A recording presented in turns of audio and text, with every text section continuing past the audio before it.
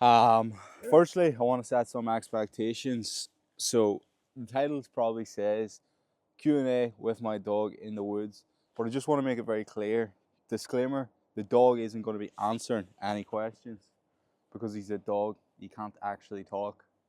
But yeah, now that we've set them expectations, let me open up the list of questions. So yeah, the first question is, how do you go about deciding your macro intake, or how do you split up your macros? So for anyone who doesn't know, your macros is your fats, your carbs, and your protein intake, and it's short for macronutrient.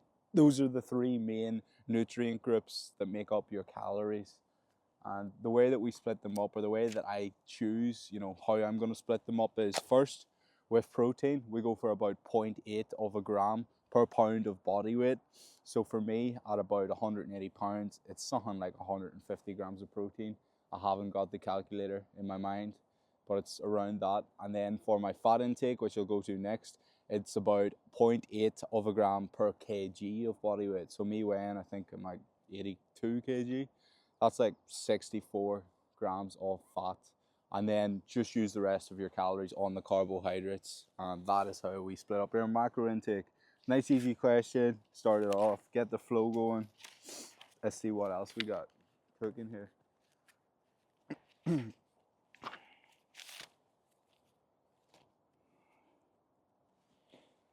What is the ultimate goal for you to, now we're talking, what is the ultimate goal for you to achieve where you would feel complete?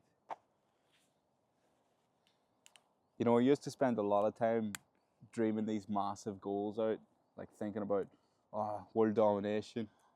Just joking, but kind of. But this, I sort of stopped that, and I realized that I've already achieved the main thing that I wanted, which is freedom and how I spend my time and where I go with my time. I really used to be troubled by the thought of um, restrictions on how you spend your time, having someone to say, yo, you can't go to the toilet, you're in work. That used to really trouble me. Like, it just feels like slavery. Bit of an exaggeration, but yeah. So I've already achieved that, and anything else after that is a bonus. Sure, I have some things that I would love to do, but I try not to hyperfixate on them because fuck up, would you? Shush, go get a steak or something. I try not to hyperfixate on them because it usually just leads to Shadow. Watch that, man. It usually just leads to me putting huge expectations on myself, which leads to disappointment, feeling like shit, a lot of pressure. Shadow, here, go get it. So anything after what I've got right now is a bonus, for real. And I think that's the same with everyone. Like, yeah, I say that, oh, I need my freedom, and that is true to a degree, but I also know that if I needed to, I could go get my mind into a state where I can just be happy in the now, even if I was, doing something that I really disliked. Um, because I genuinely believe that true happiness is in this moment right now. That's the only place it can be. Because once you start looking into the past, you start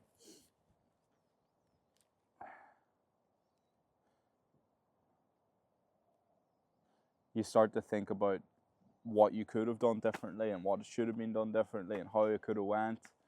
And if you start looking into the future, you start to place expectations in the future, and you know you can't. Your expectations ain't always going to be true. So I just prefer to try and put myself into the present as much as possible. And honestly, it's been so freeing, man, for my happiness, and I just feel much happier. As long as you've got a breath in your lungs and you've got the ability to think, I genuinely believe that that's all you need to be happy right now. So, yeah. Number 3, what is your favorite training session? Delts and arms, baby. Don't get me wrong, I love a chest fly, getting a sick pump, a sick stretch, feeling like just a big fucking armored chest. But delts and arms, Because whenever you get a delt and arm pump, you really fill out your arms and delts, I feel, relative to how much your chest and back fills out. Or at least for myself, I feel like, my arms grow a lot when they get a pump. Like, if you've been following me on Instagram, you'll see how fucking enormous my arms have got whenever I've got a sick pump. But then sometimes, like, whenever I'm not got a pump, they feel flat and small, to be honest with you. So I love getting that sick delt and arm pump. Oh, I've got a bit of a cold. Got that New Year cold. It's been 3 weeks now. It's terrible. Next question. Question number 4. How do you discover your authentic self? Great question, because I lost myself for a good while last year, and this is the most found I've ever felt. Yeah, I feel like someone's just found me. Like I found myself. And I genuinely believe that you have to get lost to find yourself. So if you're lost right now, don't be thinking, oh, I'm never going to get there, I'm never going to find myself. And I think it goes back to that other point I made about trying to live in the present. Because if you start planning in perfection of how you want to be, it'll never go that way. It puts pressure and expectation on you. And so it'll never flow. And that brings me to the next point. Imperfect flow over perfect but not flow. For real, that's huge. Just let it flow. Be like water. You're flowing downstream like a waterfall. Hit the waterfall, go a wee bit faster. Bit more shallow water, it's not as rocky. Slow down, adapt to your circumstances. Be calm, but also be ready to be powerful whenever it's necessary. Ha! Like Bruce Lee out here in the woods. I think I ruined the video with that one. But we'll keep it in because it's flow. And we love flow. I love flow. You don't have to love flow. You can love whatever you want. I love flow. That's good enough for me. Because another point that I just want to talk about is stop performing for other people's approval and start living for your own. That's another fucking key to happiness. There's so many of these keys. It's like there's never been a door with as many different keyholes that you have to unlock. And that's how I see happiness. You've got all these different, tools that you can use in different scenarios to solve the headspace problem and become happier. And so there was another question here, which was one piece of advice for life. And to that I would say is it is hard to give you one piece of advice, because just as a farmer requires different tools for different jobs, your happiness requires different thought processes and beliefs to come into play at different times for different. You get the point. It's like an orchestra, he's not just playing the violins and the drum player or whatever you call him and the violin cello guy. He's like being like, dude, need a wee bit of you, need a wee bit of you, need a wee bit of you. And that's how I see happiness. But I feel like I've really made my point there. Would you stop it, lad? Come here. Go on. Come on. Go get her. Keep it quiet. Told you, all he does is bark. He doesn't do any talking. Fuck's sake. 5. What should I do as a complete beginner in the gym? Get in. Do something that you're going to stick to. You're better to do 30 minutes 3 times a week or twice a week than do an hour 4 or 5 times a week, or at least start with that expectation and then you fall off after 1 or 2 weeks. Do something that you can sustain. Focus on enjoyment. Once you start enjoying it, it's gold dust, because you're going to get benefits in terms of physical and mental, and you're enjoying it. And to me, that is winning. If you can make progress physically, mentally, and enjoy, what else do I need to say, people? That is where it's at. Sex. You're a dog, okay? You're a dog. Just calm it. Just come here. Just come here. What do you look for in a woman? Authenticity, man. Authenticity. Um, Authenticity, because I feel like you go on to any dating app now, be it Tinder or Hinge, and how many women are just carbon copies.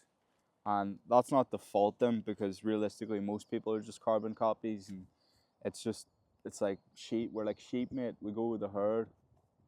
We go with the herd. And there's a couple of shepherds about guiding the whole thing, and it just keeps us all thinking, behaving, acting the same. And so it's inevitable that we're quite very similar for the most part. And so I want authenticity. Whenever I can, see a woman and be with a woman who just feels authentic. And whenever I say authentic, I mean like they're just completely true to themselves, regardless of what the status quo, society's status quo tells them. I really love that. I love that. I love weirdos, basically, because weird to me is fucking cool, unless you're like this guy here. That's a weirdo here who's not cool. I'm only joking, Shadow. I've been dogging you quite a lot. That sounds so wrong. I've been insulting you a lot, but I don't mean any of it. Okay, you're a good guy. You're a good guy. He's good. He's just been stuck in that hyper mode since he was 2. I think it was because of all them parties we used to have in my garage, but say no. Is there any exercises? He was a baby. Is there any exercises that I should avoid completely? All movement is medicine. There will be a lot of people who tell you, don't do this, don't do that. They're doing it for the algorithm. In terms of exercises you should avoid, there's definitely some exercises that are going to not be very effective for building muscle or for your goal. For example, you'll see guys doing like a standing up seated, like not seated, they'll do like a standing up chest press with a plate. Shadow, please stop it. I'm trying to make a cool video here. Here's a fucking acorn. I know you love acorns, you dog. Fucking squirrel inside a dog. Forgot the question now. Yeah, there's exercises that you definitely shouldn't do. Well, that just wouldn't be beneficial. It's not like, definitely don't do them, man. That shit's gonna kill you. It's like, you shouldn't do them because they're not very effective. Like a standing up, holding a plate, pressing it out for your chest. It's more of a delt exercise and maybe a wee bit of tricep. It's just terrible. Some exercises you should definitely avoid, but for the most part, like the basics work really well when stacked up over time consistently with progressive overloading. And so that's what you should focus on, the basics. Don't be thinking that you need some complex setup. You'll see me doing a lot of complex stuff in the gym, but that's more because I've been at the gym for 9 years now, and so I need a bit of novelty to keep me interested and to keep it enjoyable and to, push myself on. Next question. What are you looking forward to?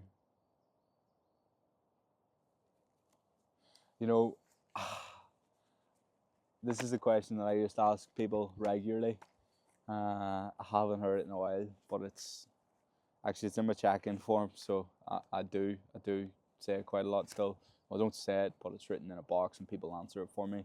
And so the reason I asked this question is, even though I don't think that you should be looking too far into the future, fixating on it too much, I do think having some event in the future that you're looking forward to, anything at all, it helps you to stay motivated, stay hopeful, stay optimistic and enthusiastic moving forward.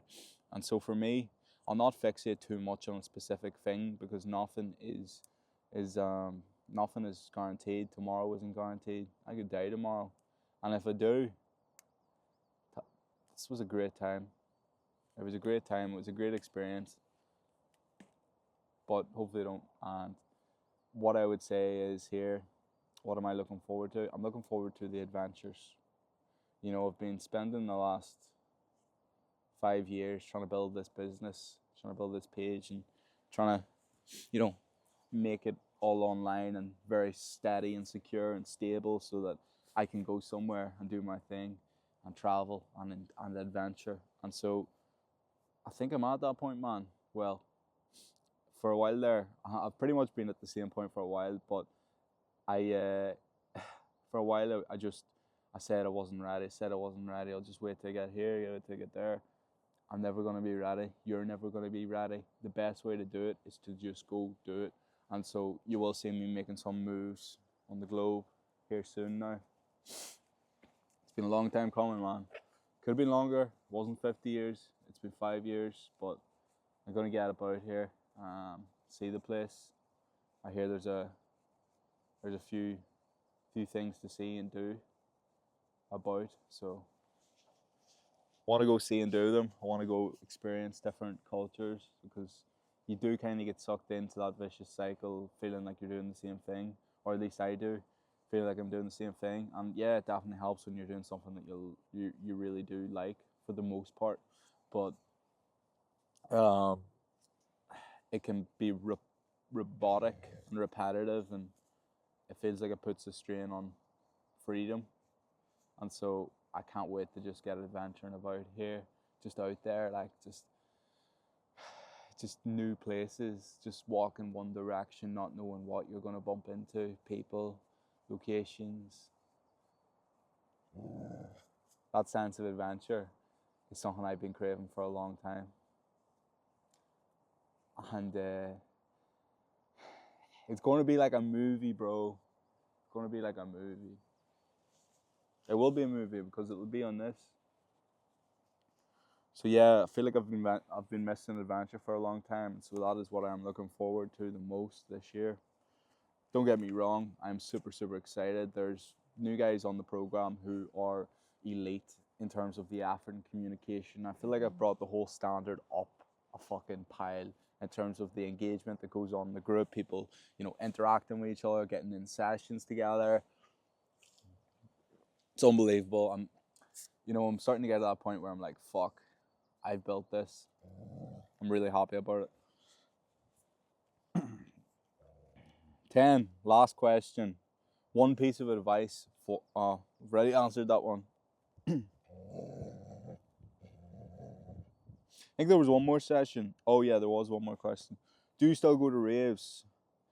So, where do I start with this one? I suppose I'll start with the backstory. I used to go to a lot of raves, man. From 17 through to about 21, I was trying to go to every big name that came up in the Telegraph and Customhouse Square, in the Belsonic, whatever it was. I would just go and get fucked. Well, whenever it started, I wasn't getting fucked, but eventually it just spiraled to the point where I was just getting fucked up, and it was like the priority was no longer to go and enjoy the music. The priority became going and getting fucked up. And so that was a huge lesson for me, in that obviously you spiraled into a borderline drug abuser. I was definitely abusing drugs. I wouldn't actually have said that I was addicted to them, because, I could have went without them, but I was just using them to try and escape and try and fill that void that was missing in my life. And I just did love and enjoy the moment. And that's the thing, like, once you, like, drugs, let's be real, drugs are good. They're not good for you necessarily, but they're very enjoyable in the moment, and that's the problem with them.